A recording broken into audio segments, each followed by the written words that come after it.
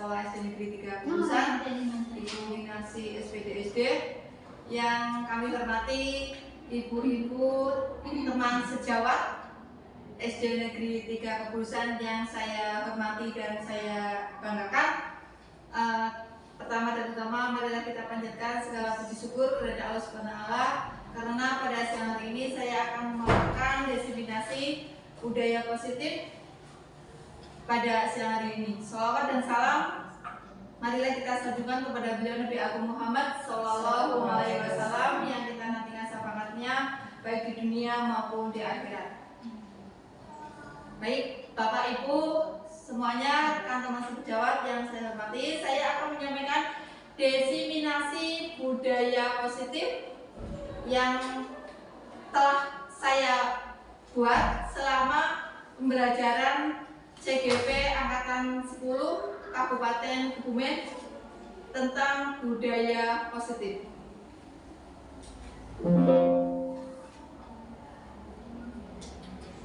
Perkenalkan, yang pertama ada fasilitator yaitu Ibu Bahadriati Badu, dan pengajar praktek Ibu Kafirama SPD MPD, dan Kepala Sekolah SD Negeri 3 Kurusan yaitu Ibu Winarsi SPDSD, dan saya sendiri calon guru penggerak Angkatan 10 Eni Rohmawati.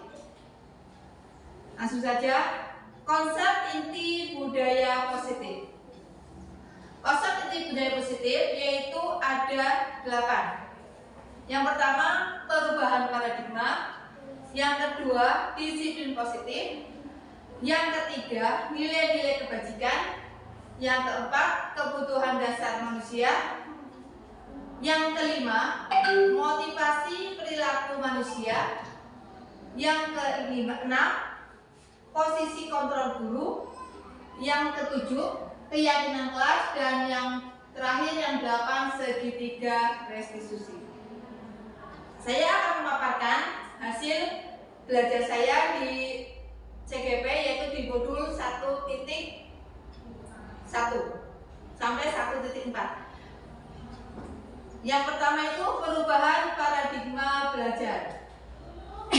Pembelajaran dengan paradigma baru yaitu mengenai atau ada profil belajar Pancasila. Profil pelajar Pancasila. Yang pertama, beriman, bertakwa kepada Tuhan Yang Maha Esa, berakhlak mulia. Yang kedua, berkebinekaan global. Yang ketiga, mandiri. Yang keempat, bergotong royong. Yang kelima, bernalar kritis. Dan yang terakhir, kreatif.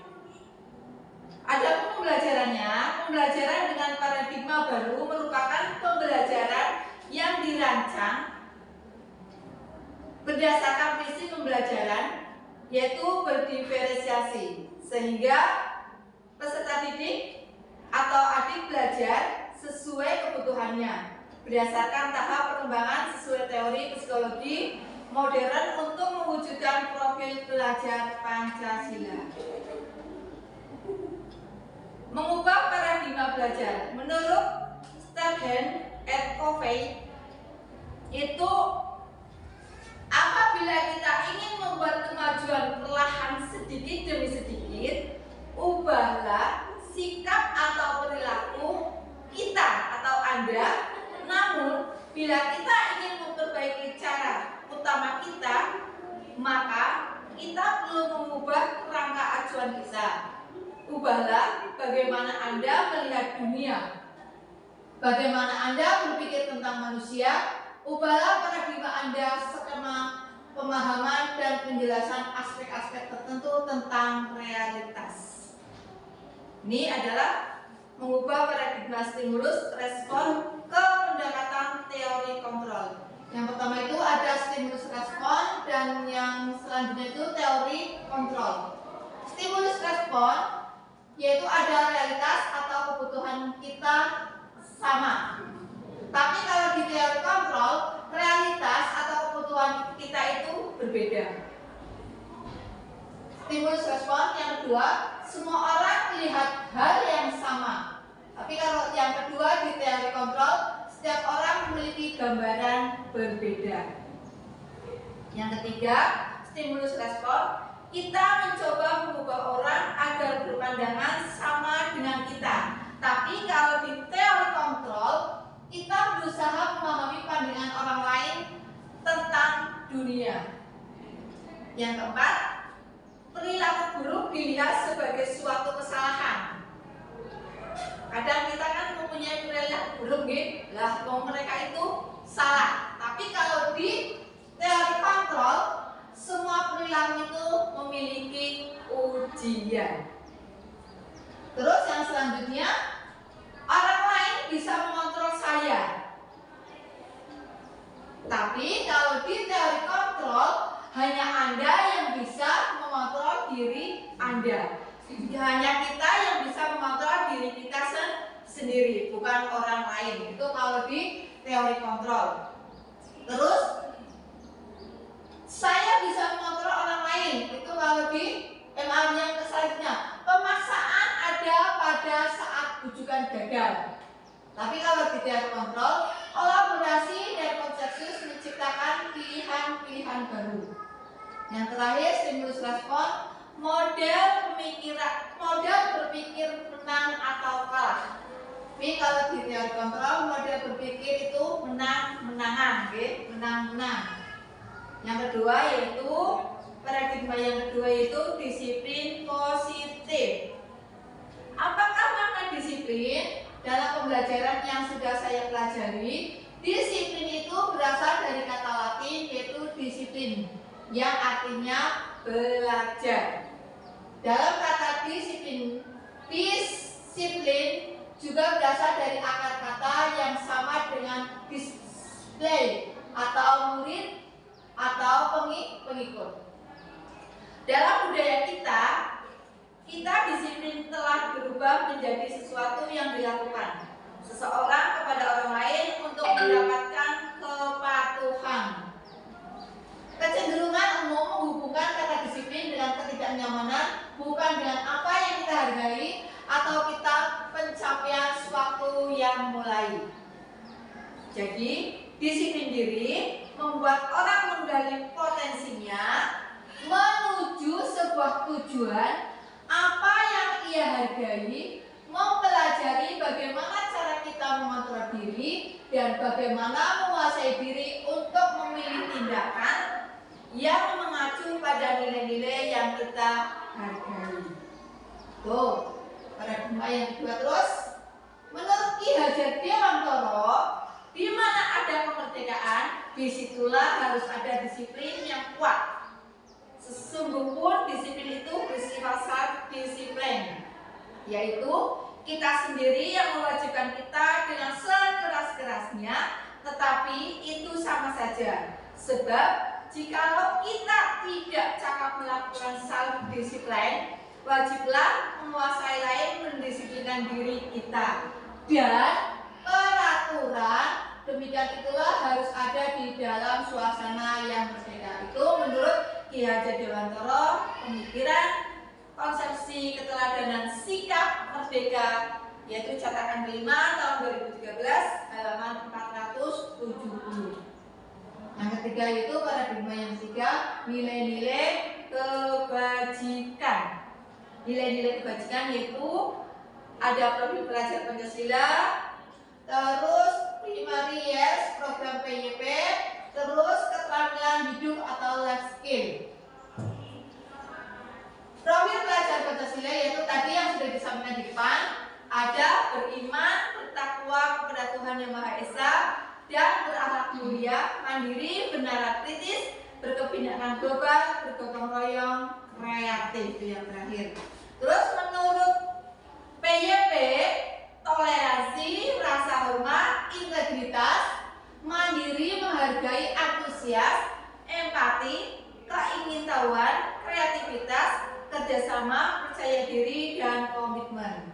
Tapi kalau keterampilan hidup atau life skill sudah beda lagi, yaitu dapat dipercaya, lurus hati, pendengar yang aktif, tidak merendahkan orang lain, memberikan yang terbaik dari diri. Yang keempat, paradigma yang keempat yaitu kebutuhan dasar manusia. manusia. Kebutuhan berdasar manusia yaitu ada bertahan hidup, penguasaan, kasih sayang dan rasa yang diterima, kebebasan atau kesenangan. Itu bertahan hidup. Menurut William Glasser menyatakan bahwa kapasitas untuk berubah ada di dalam diri kita jika kita dapat mengidentifikasi kebutuhan apa yang mendorong perilaku kita, maka perubahan perilaku kita mengidentifikasi kebutuhan apa yang mendorong perilaku kita, maka perubahan perilaku positif dapat dimulai dengan mencari solusi untuk memenuhi kebutuhan tertentu dengan cara yang positif. Paradigma yang kelima, motivasi perilaku manusia. Motivasi perilaku manusia itu ada dua. Yang pertama motivasi eksternal, yang kedua motivasi internal.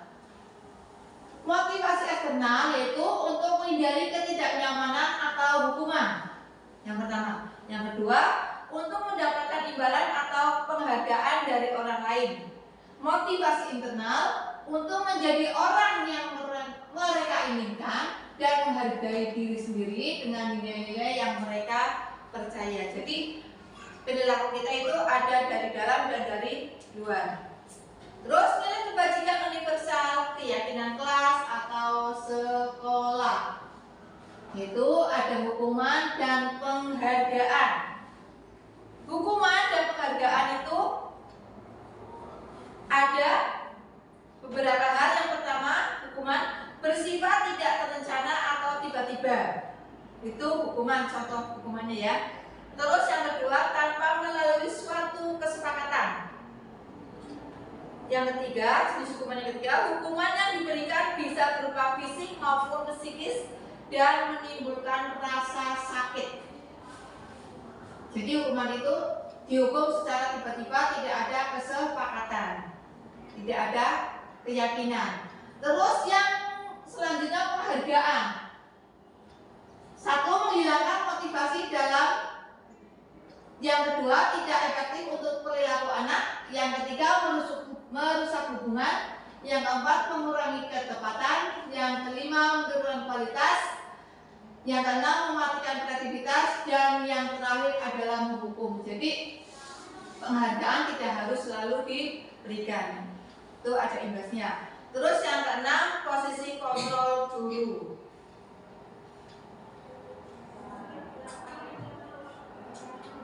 Ini ada keyakinan kelas, ya. Keyakinan kelas. Keyakinan kelas yaitu nilai-nilai kebajikan universal yang disepakati secara tersirat dan tersurat berdasarkan warga kelas, lepas dari latar belakang suku, negara, bahasa maupun agama. Jadi ketika kita dalam pembuatan keyakinan kelas itu tidak melihat dari latar belakang anak didik kita yang ada di sekolah ataupun di kelas. Tidak memandang agamanya apa, sukunya apa, rasnya apa, itu tidak.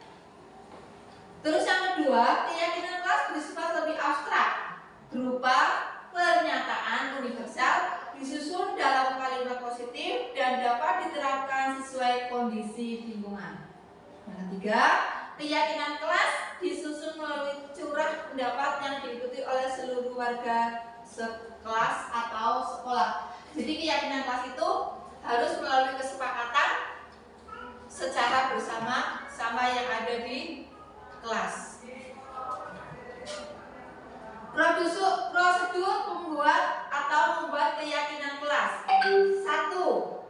Mempersilahkan warga sekolah atau murid-murid di sekolah atau kelas untuk bercurah pendapat tentang peraturan yang perlu disepakati di sekolah atau di kelas.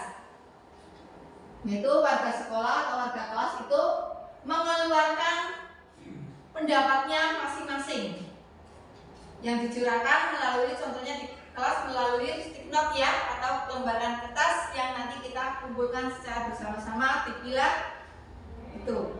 Tadi itu yang kedua, mencatat semua masukan para murid atau warga sekolah. Terus yang ketiga,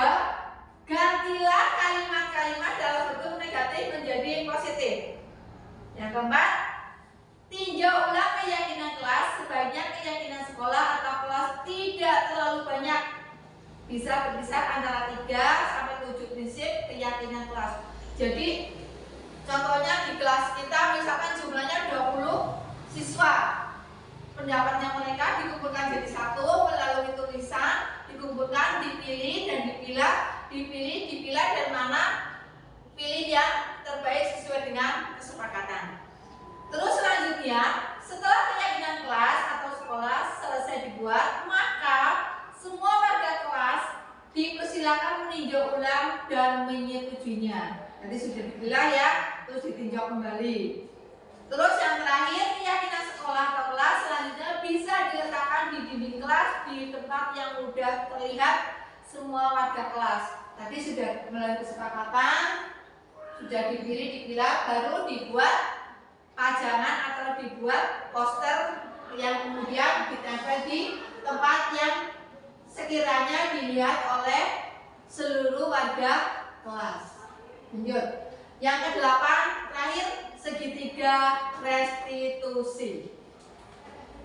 Restitusi itu apa? Restitusi adalah yang sudah saya pelajari di calon guru penggerak di modul itu, yaitu tentang restitusi, proses menciptakan kondisi bagi murid untuk memperbaiki kesalahan mereka sehingga mereka bisa kembali pada kelompok mereka dengan karakter yang lebih kuat. Restitusi membantu murid menjadi lebih memiliki tujuan, disiplin positif, dan memulihkan dirinya setelah berbuat salah. Terus yang selanjutnya, tujuannya apa? Tujuannya menjadi orang yang menghargai nilai-nilai kebajikan yang mereka percaya. Ini contoh penerapan segitiga restitusi. Aida, tadi Ibu dengar dari teman-teman kamu, katanya kamu benar. Kenapa kesal? Ya, kenapa kesal?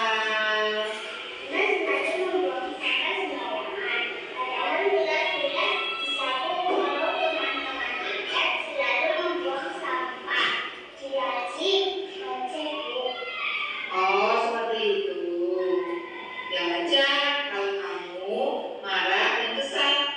Jika kamu misalkan guru di posisi kamu, pasti ibu juga akan marah seperti kamu.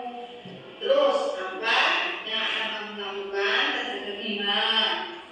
Saya marah-marah, Bu, marahi Bima, dan sadar saya menyelesaikan kerja. Oh, seperti itu. Berarti kamu berdua seperti itu karena ada alasannya ya? Ya, Bu, masa saya diam saja? Saya sudah berjalan dan saya akan berikan dan menyapu supaya kelas dalam bersih. Ya wajar lah, kamu tidak rela dan marah kalau kelasnya sudah disapu dan bersih, malah dikotor-kotori lagi. Ya, Bu. Ibu sangat menghargai tindakan kamu karena melakukan yang lebih buruk dari itu. Apalagi kalau kamu contohnya seperti memukul. Bu Guru, coba sekarang pikirkan ya, kita pikirkan bersama ya. Tindakan apa yang kamu marah sampai memberat meja? Apakah itu sudah sesuai dengan keyakinan kelas kita? Ya, Bu. Coba sekarang kita pikirkan, tindakan kamu marah seperti memberat meja, apakah sudah sesuai dengan keyakinan kelas kita? Iya. Menurut kamu keyakinan kelas apa yang sudah dilalui? Betul. Menjaga kebersihan bagi kamu itu penting atau tidak? Baik, kalau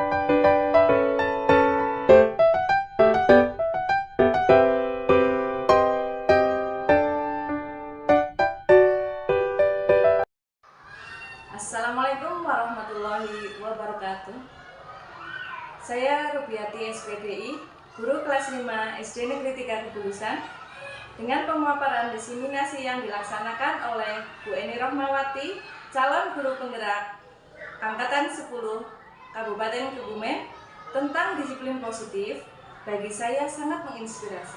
Semoga ke depan akan dilaksanakan sesuai dengan harapan pembelajaran atau pendidikan di guru penggerak. Penerapan di kelas atau di sekolah supaya lebih baik demi kemajuan peserta didik di SD Negeri 3 Kebulusan. Selamat untuk Bu Eni Rohmawati. Wassalamualaikum warahmatullahi wabarakatuh. Assalamualaikum warahmatullahi wabarakatuh. Saya Ibu Akilatul Faadah SPDI. Saya mengaku pelajaran PAI di SD Negeri 3 Kebulusan. Kemarin saya telah mengikuti diseminasi yang dilaksanakan oleh Ibu Eni Rohmawati yang merupakan calon guru penggerak Angkatan 10 Kabupaten Kebumen. Diseminasi tersebut menjelaskan tentang disiplin positif. Bagi saya itu sangat menginspirasi.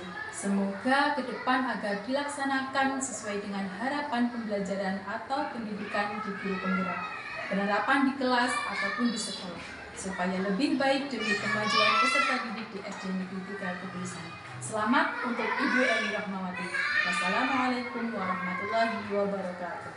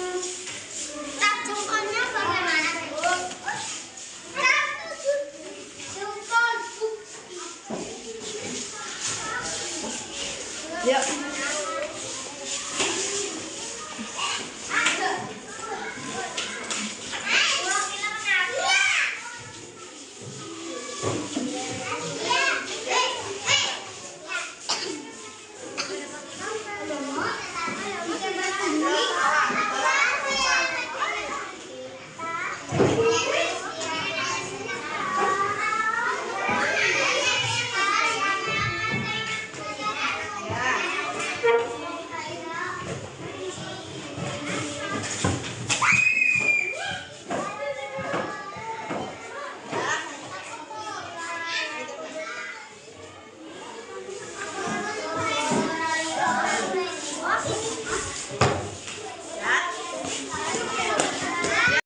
contohnya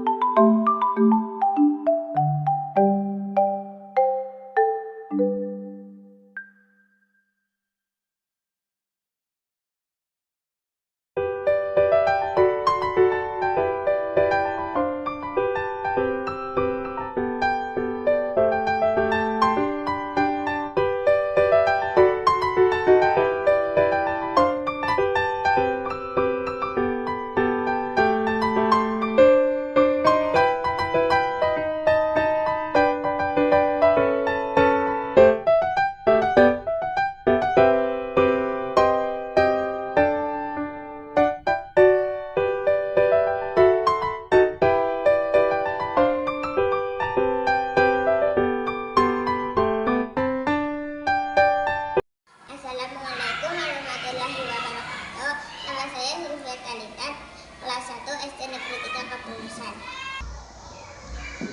Assalamualaikum warahmatullahi wabarakatuh. Nama saya Riko Maulana Andrianto, kelas 1 SD Negeri 3 Kebulusan. Assalamualaikum warahmatullahi wabarakatuh. Nama saya Rifki Ardan Azmi, SD Negeri 3 Kebulusan. Assalamualaikum warahmatullahi wabarakatuh. Perkenalkan, nama saya Alfi Rafli Arafif, SD Negeri 3 Kebulusan. Assalamualaikum warahmatullahi wabarakatuh. Perkenalkan, nama saya Rehan Afrisan Himada, kelas 1 SD Negeri 3 Kebulusan. Assalamualaikum warahmatullahi wabarakatuh. Perkenalkan, nama saya Ali Hafizah Ramajanika, kelas 1 SD Negeri 3 Kebulusan.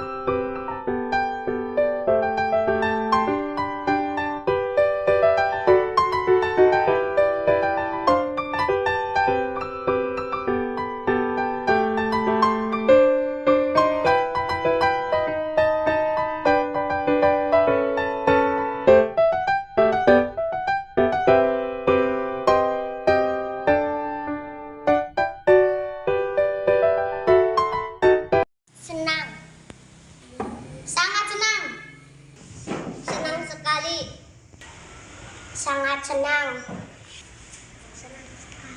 senang, bahagia.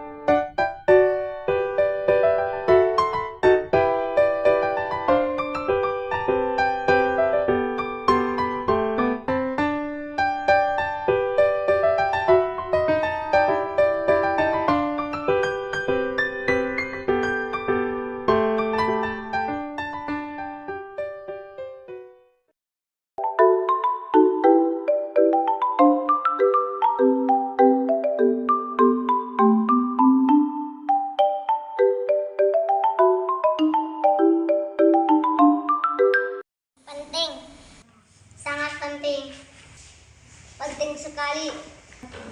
Penting. Sangat penting. Penting.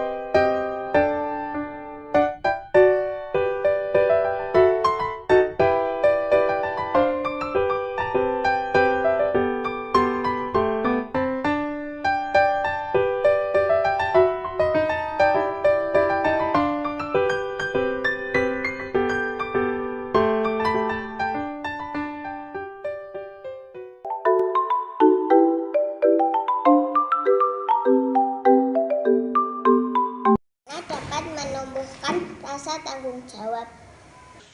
Dapat membuat kita lebih menghargai orang lain. Membuat kita lebih disiplin. Membuat kita lebih nyaman. Membuat kita lebih disiplin. Membuat kita lebih disiplin.